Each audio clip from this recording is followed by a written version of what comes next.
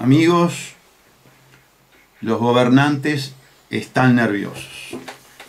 Están nerviosos porque los grotescos hechos con apariencia delictiva, con los que ellos se manejan gobernando, están en la justicia. Y si bien existe la maquinaria de impunidad, estando el hecho en la justicia, no tienen más remedio que hablar, no tienen más remedio que expresarse, no hay más remedio que efectuar declaraciones y luego efectuar dictámenes y luego sentenciar. Y eso queda documentado. Y eso queda documentado. Y eso puede ser objeto de el reexamen por hechos políticos que sucedan en el futuro. Entonces, por más que haya una maquinaria de impunidad, les molesta tener que hablar, les molesta tener que declarar, les molesta tener que testificar. Por supuesto que el doctor Vázquez no puede estar contento con el hecho de que el doctor Saya haya puesto en la justicia de crimen organizado los hechos con apariencia delictiva cometidos por él en el marco de la negociación clandestina, inconstitucional e ilegal con UPM. Podrá tener cierto grado de certeza en el sentido de que esa denuncia del doctor Saya no prospere, pero la denuncia del doctor Saya genera un expediente, genera dictámenes fiscales, genera también sentencias interlocutorias de los magistrados, que tienen que estar fundadas y que quedan en un documento público que va al Archivo General de la Nación. Y eso no es poca cosa. Y ese es tal vez el mérito que hemos tenido en nuestra gestión en la lucha contra la corrupción desde el 2006 hasta la fecha. El haber generado un enorme caudal documental probatorio que puede ser reexaminado más adelante. Yo tengo que decirles que lamentablemente esa maquinaria de impunidad que es la Fiscalía General de la Nación en buena medida ha determinado que el periodismo sustituya su rol sustancial, el inherente a su propia existencia. Vale decir, aquí son los periodistas los que a través de investigaciones encuentran los elementos indiciarios de los abundantes hechos de corrupción que caracterizan a este gobierno, como no podría ser de otra manera si nosotros decimos que es una asociación para delinquir, que ha tomado de rehén al pueblo uruguayo, con una maquinaria de impunidad y además dominando ni más ni menos que las fuerzas de seguridad. La situación es crítica, pero crítica. Si a eso le sumamos que entendemos que hay un golpe de Estado técnico, es decir, una dictadura disfrazada, que la falsa oposición se ha prestado por torpeza o por complicidad a todo esto, que inclusive hoy existe una fuerza, como es Asamblea Popular, que se dice de izquierda radical y se ha convertido en una suerte de apéndice del Frente Amplio para darle el voto en todo aquello que está precisando del voto 50.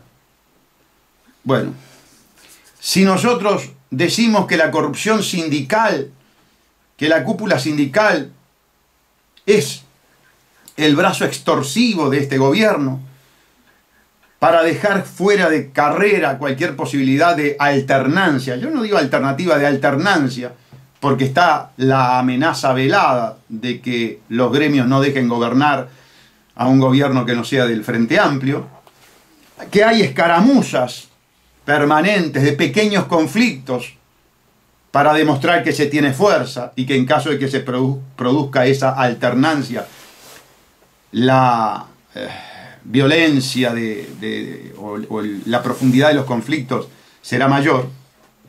El panorama es verdaderamente aterrador. Pero les decía, y retomo el tema, de que no son los fiscales los que están investigando primigeniamente los hechos con apariencia delictiva, sobre todo los que refieren al gobierno.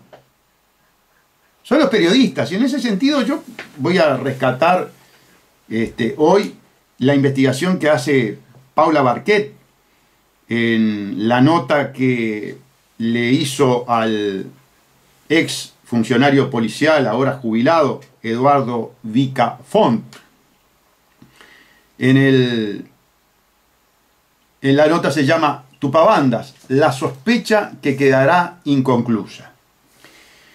Yo le quiero decir a Paula y le quiero decir a Eduardo Vicafont que no va a quedar inconclusa la investigación. Que el doctor Salle ya ha bajado de internet la nota, se ha puesto en contacto con otras personas que pueden testificar en la causa de las tupabandas, está buscando más contactos, tiene el memorando 297, tiene el dictamen, tiene el informe, que no es dictamen, del 11 de mayo del 2017 de la doctora Llorente.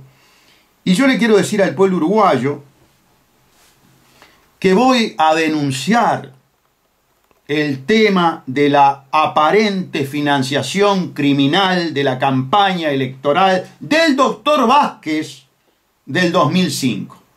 Porque el MPP fue un elemento, desde el punto de vista electoral, fundamental para el triunfo del doctor Vázquez. Yo quiero que la justicia investigue si el primer gobierno de Vázquez se dio en función a un lavado de dinero producto de las rapiñas que sufrió el pueblo uruguayo. Y voy a denunciar. Mis herramientas son la Constitución y la ley. Pero también les digo una cosa. No le tengo miedo a la ley de duelo. No le tengo miedo. Por lo tanto, si alguien la quiere derogar, yo no soy de los que me voy a oponer a la derogación de la ley de... Si alguien la quiere, poner nuevamente en vigencia, está derogada, si la quieren poner en vigencia nuevamente, mis herramientas son la Constitución y la ley.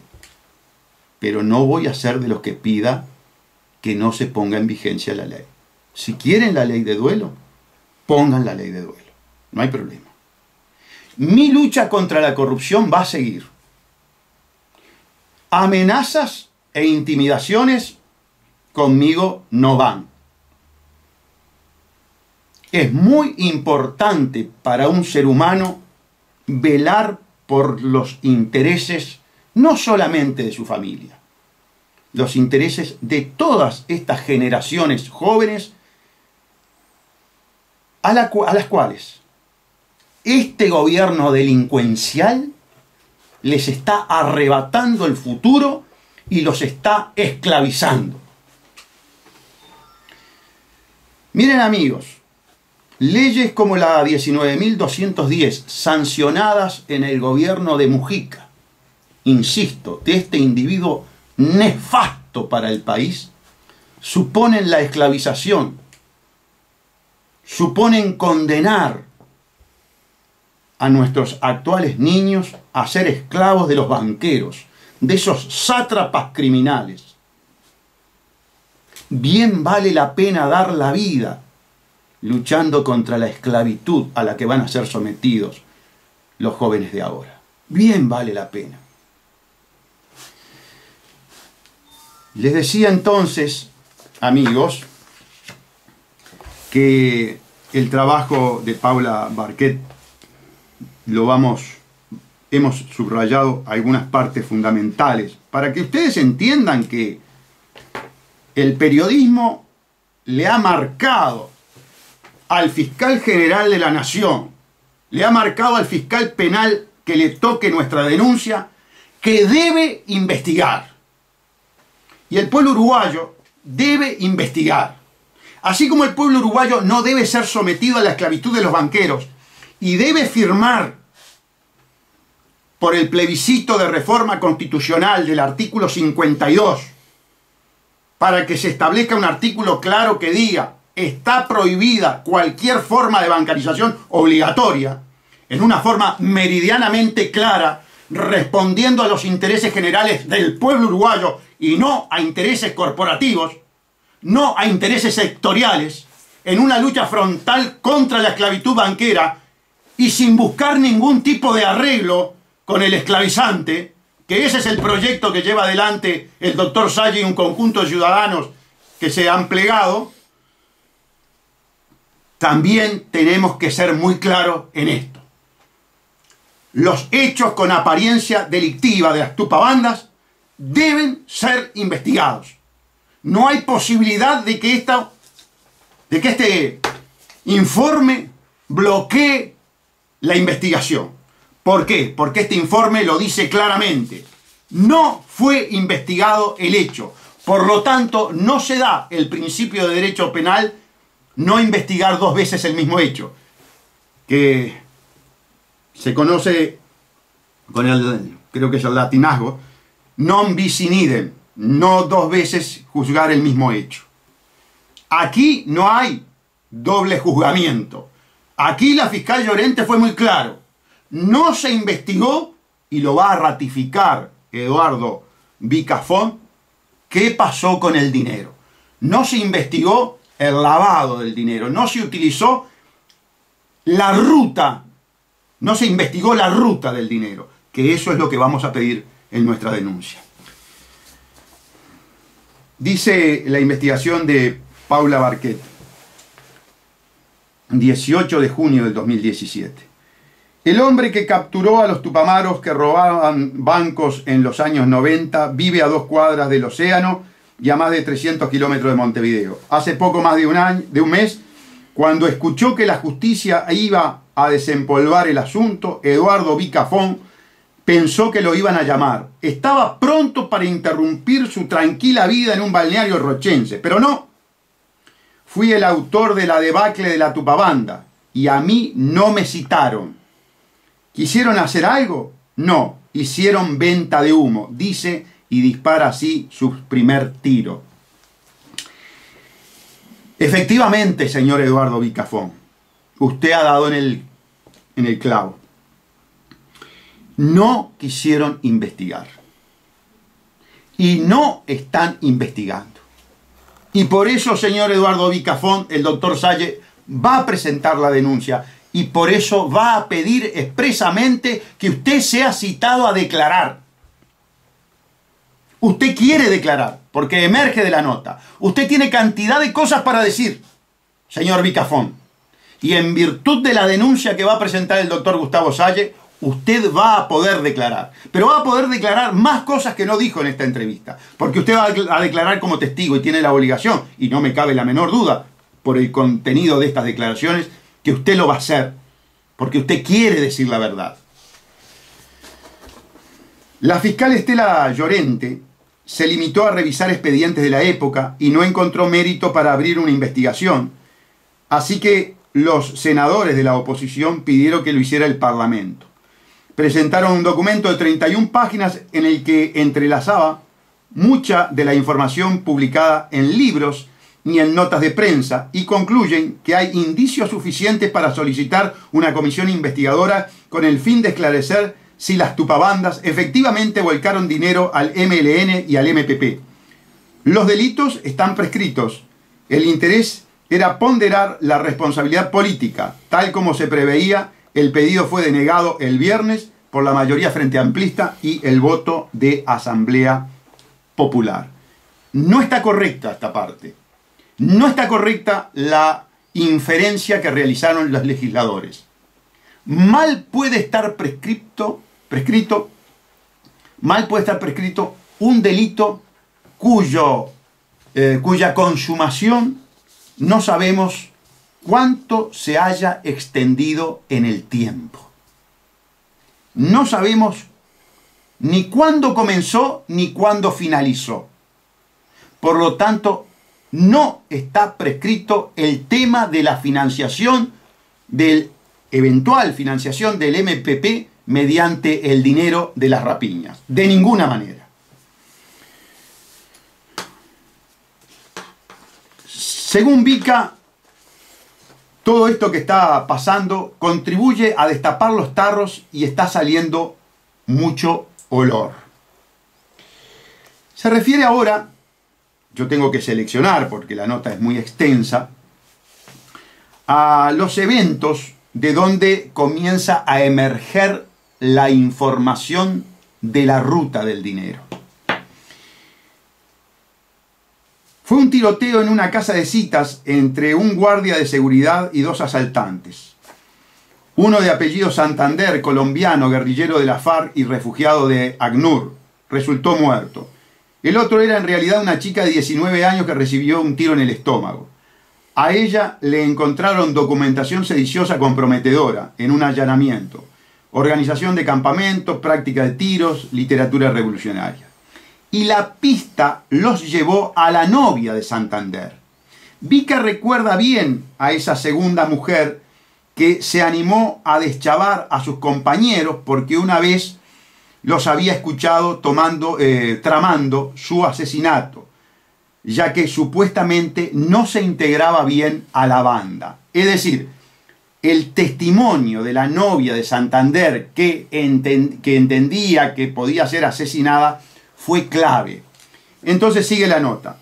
Ella fue la que nos dijo que después de cada acto iban al comité de base de la calle Ejido de Eleuterio Fernández Huidobro a llevar el dinero.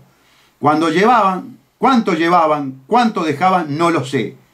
El que me lo podría haber dicho, Santander, se murió en el tiroteo, cuenta Vica.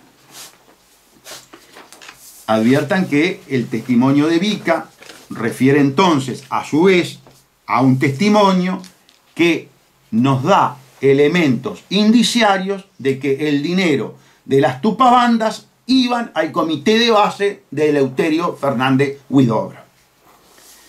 Luego, en otra parte de la nota, dice así, y se subtitula Mujica y las finanzas. En 1985, con la ley de amnistía, quedaron libres miles de presos políticos, muchos de ellos tupamaros. Enseguida fueron convocados por los antiguos dirigentes del MLN para discutir la pertinencia de reorganizarse. Algunos seguían pensando en la lucha armada, otros aspiraban a trabajar en política. Al mismo tiempo surgía la necesidad de financiar la actividad. Se planteaba resolver el problema de las finanzas necesarias para cumplir con sus dos objetivos más urgentes: la puesta en marcha de un semanario, Mate Amargo, y de una radio, CB44 Panamericana, esto está entre comillas, dice el periodista Federico Leitch en el libro Cero a la izquierda, una biografía de Jorge Zabalza. En una primera etapa se recibió ayuda de las organizaciones amigas, pero dice el politólogo Adolfo Garcés, en donde hubo fuego, el proceso de adaptación del MLN a la legalidad y a la competencia electoral. Y aquí viene la cita de Garcés. El tema económico comenzó a convertirse cada vez más en un problema serio a finales de la década del 80, cuando empezó a disminuir el flujo de apoyo del exterior. Los testimonios coinciden en que más allá de los debates, pese a la decisión de actuar en la legalidad, los tupamaros siguieron haciendo finanzas a la antigua. Cuando se refiere a la antigua, no hay uruguayo que no se dé cuenta que es a través de la actividad criminal. Rapiña, secuestro, robos. Bien, extorsiones. A lo que surge de estos libros y otros se agrega el crudo relato de Beto ante Urruzola. Se necesitaba meter el caño para financiar al MPP porque había poca plata. De cada operación se repartía una parte y luego se le daba a la orga. Beto dice también que fue Mujica el que en 1989 le preguntó: ¿estás dispuesto? A lo que él respondió que, por supuesto. Urruzola se basa en el testimonio de Jorge Zabalza, quien ha hecho profusas y contradictorias declaraciones sobre este tema en distintas oportunidades.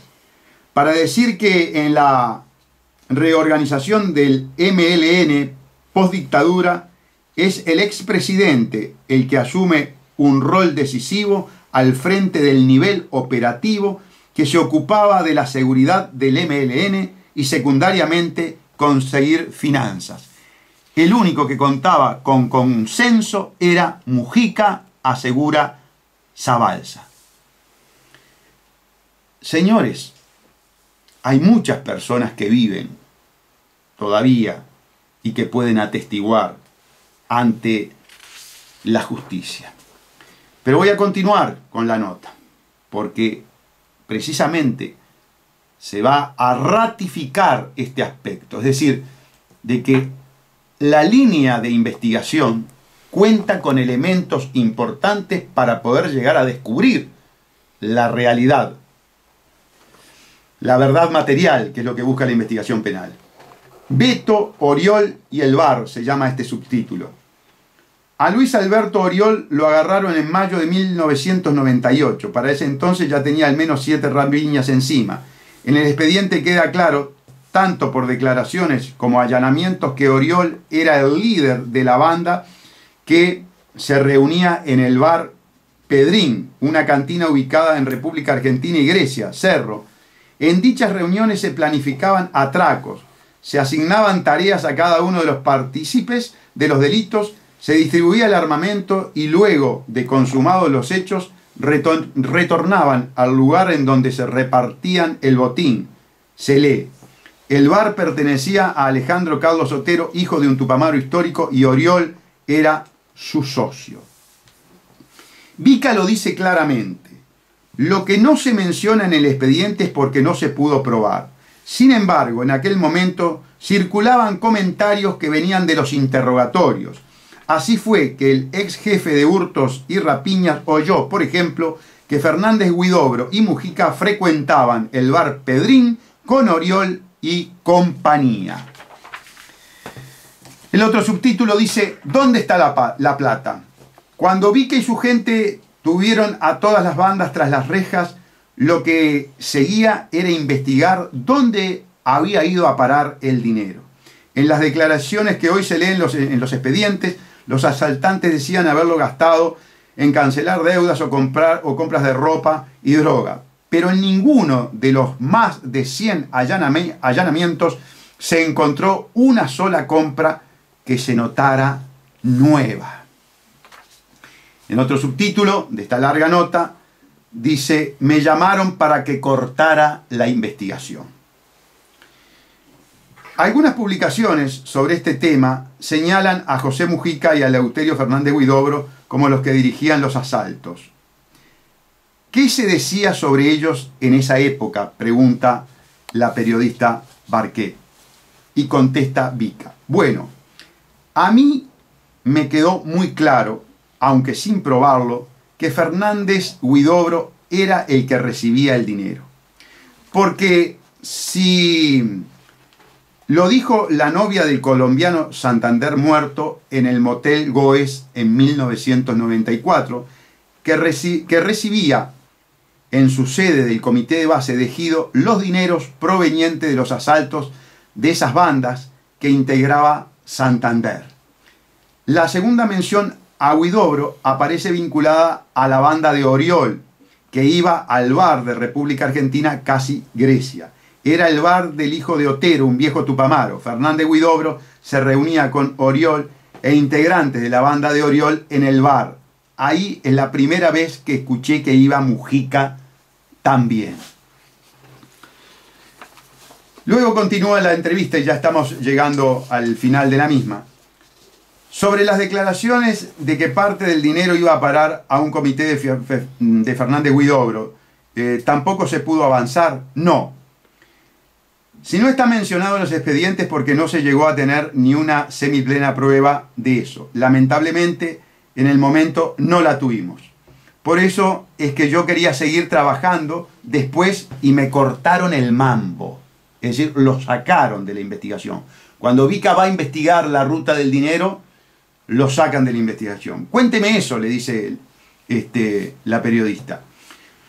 Yo recibí felicitaciones de ciertas autoridades y una de esas autoridades, que no la voy a mencionar y es muy grande, me dejó en el aire, que no siguiera con la investigación de los destinos de los dineros. Esa fue la primera pauta. A ver, amigos, yo creo que este testimonio es clarísimo, por lo menos en un aspecto, en que se debe investigar el hecho, que hay elementos para investigar y que muy claramente, como en todos los delitos de carácter económicos, seguir la ruta del dinero es fundamental en la investigación. Que Vica iba a seguir la ruta del dinero surge de sus declaraciones. También surge de sus declaraciones que cuando iba a suceder ese hecho fundamental en la instrucción de estos hechos con apariencia delictiva, una autoridad lo sacó del medio e interrumpió la investigación. Bueno, eso es maquinaria de impunidad. Eso se llama maquinaria de impunidad. Que los gobiernos siempre tratan de tener aceitada, no cabe la menor duda. Que se pueda, bueno, yo diría que la gran mayoría de las veces sí. Pero que aceitada como está en este momento, funcionando con la perfección que está funcionando en este momento, no ha habido. Eso no quita que nosotros hagamos la denuncia. Esta tarde, 19 de junio, 253 aniversario del nacimiento de Artigas, por una concepción artiguista, por un compromiso con la honestidad, por un compromiso con las generaciones futuras de este país, con los niños de este país, vamos a trabajar esta tarde. Voy a estar en mi estudio trabajando, haciendo la denuncia para que se investigue la aparente financiación ilegal que recibió la campaña electoral del doctor Tabaré Vázquez en el 2005 por intermedio de la financiación aparentemente criminal del MPP. Va mi palabra de honor. Hasta el próximo jueves, donde, amigos, una cosa importante. El jueves, en la Plaza Independencia, el acto de lanzamiento de la recolección de firmas contra la esclavitud banquera a la que nos ha sometido el señor José Mujica a través de la ley 19.210.